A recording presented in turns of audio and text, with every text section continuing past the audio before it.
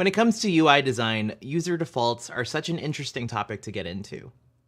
Because as a UI designer, it's our job to figure out what first experience we want to give to you, the end user.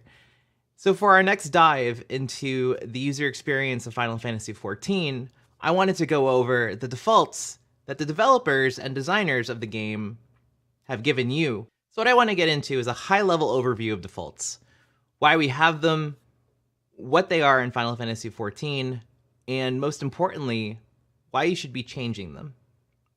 So with that said, let's dive in. In pretty much any user experience, the defaults are your first experience, obviously. Defaults are there, and they're decided upon either directly or indirectly by designers, developers, engineers, or the stakeholders of those products. And this ranges from household appliances to the apps on your phone to the game we all know and love. And it's always that first user experience, that initial impression that you get of a product that really sets up how you either use it or don't use it.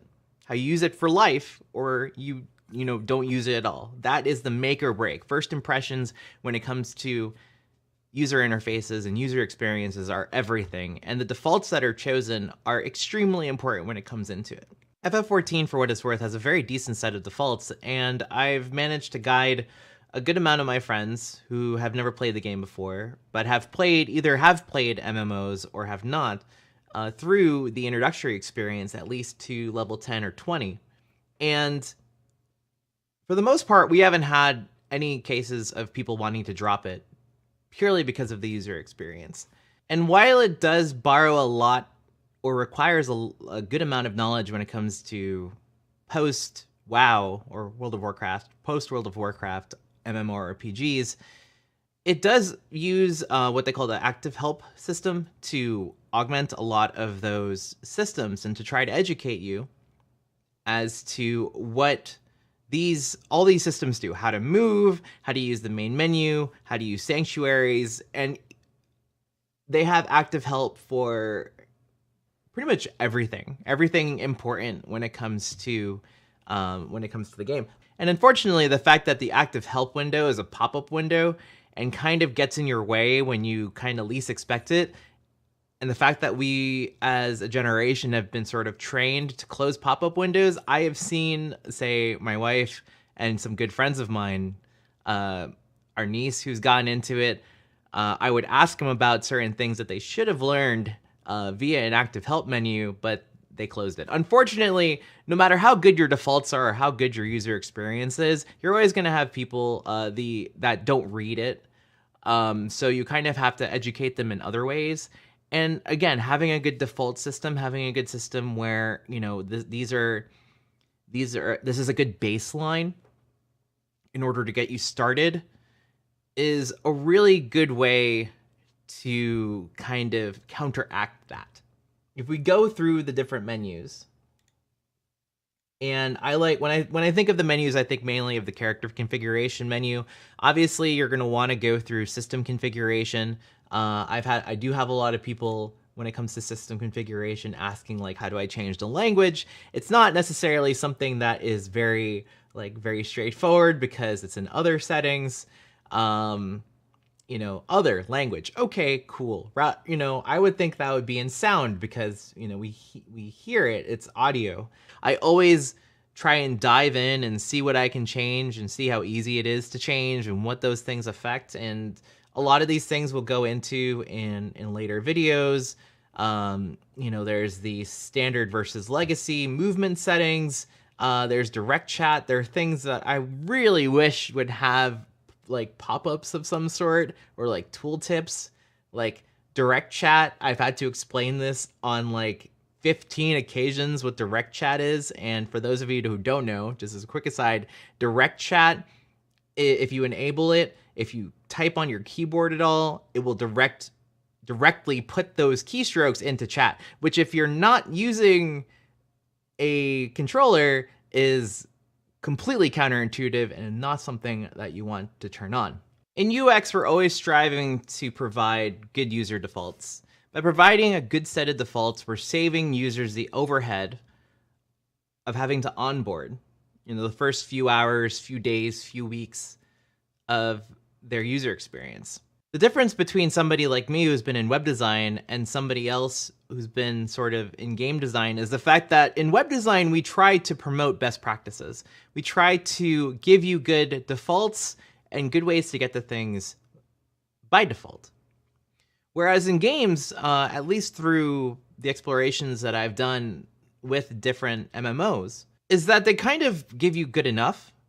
And not that good enough is a bad thing, but leaving something as good enough encourages people to change them. They're saying, we are going to give you enough and then have you hit roadblocks. And then when you hit those roadblocks, we're going to pop up an active help in like FF14's case. Or, you're going to get so mad at the UI that you're going to start looking for things in order to solve the problem that you currently have. Like you want to get your duty actions out of the way, or you want to get the main scenario quest item out of the way, or you like having the map in the middle. There's nothing that explicitly tells you how to do it. You have to experiment, and they kind of invite you to experiment. But, taking a look through all of the different defaults, and they're actually all really good. I guess one of the big drawbacks to having such a decent set of defaults is the fact that people don't see the need to have to change them. And by not changing them, they never discover how they can make their user experience better for them, which is the most important thing, which is what I'm trying to drive, which is the point I'm trying to drive home here, is that, I want to see you make your user experience better for you, to optimize the way you play this game, to optimize the placement, which was what we went over in the first video. The importance of changing your defaults, at least taking a look and playing with each of the options, is so important. I encourage this with pretty much anything you use. This is not just something that's FF14 based. I mean, look at, if you're on Twitter or Facebook, well, no, let's not talk about Facebook. If you're on Twitter or Twitch or, here on YouTube, the next time that, you click into your settings, look at all of them. I'm definitely sure you're going to find a cog or a sub menu or a context menu with an option containing an option that you haven't seen before. Something that can possibly enhance your experience, whether it's like finding dark mode for the first time, or being able to, what's a big one that I've always seen, being able to hide your name under NPCs, which under the display name settings, which is something I didn't do for years. Being able to change colors, or customizing your hotbars, which is something I do every other patch, and I'm really looking forward to when I get to the end of the MSQ in Shadowbringers, because I'm going to have all of those level 80 skills that I'm going to want to move around. And if you change your input device, you're going to want to take a different look at the menus and how you can better use the buttons on your device to make your life easier, whether you have something like this, which is from SteelSeries, or you have like a Razer Naga with like the 15 buttons on the side. Being able to use everything at your disposal is extremely important, and being able to look through every single option and play with them. And having a default button to go back to if you don't like what you changed is all really important. It's all things that FF14 supplies you from the get-go. So to sort of close out the video, and I know it's kind of been all over the place, but please bear with me, they're gonna get better.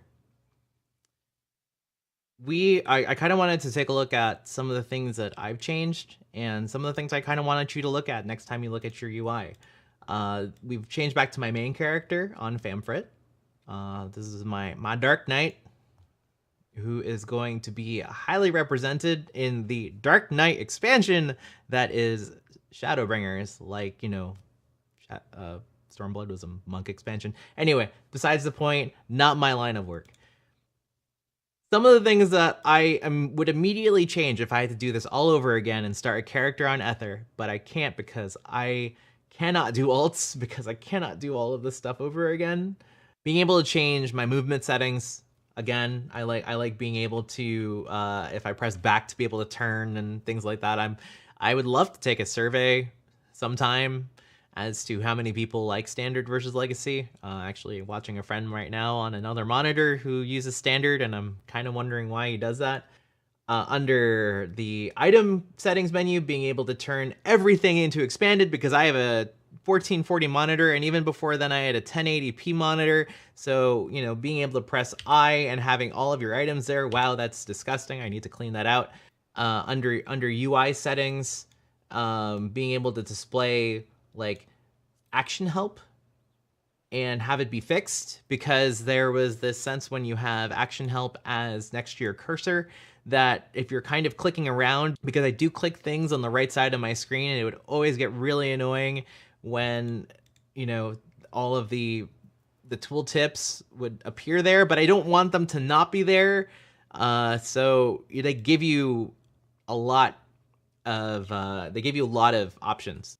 Party list, I like displaying full name. I know there are a lot of people that like to display initials. I mean, I'm not EA Sports. I like seeing Alcidian Avalon Star, so I leave it like that. I like seeing people's full names because it's really hard for me to kind of like match up people.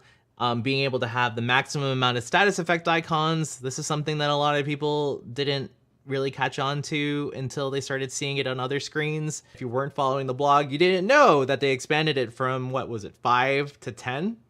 So you can have 10, so if you have the screen real estate to do so, make it 10. And for log window, from the get-go, creating the different types of chats that you want.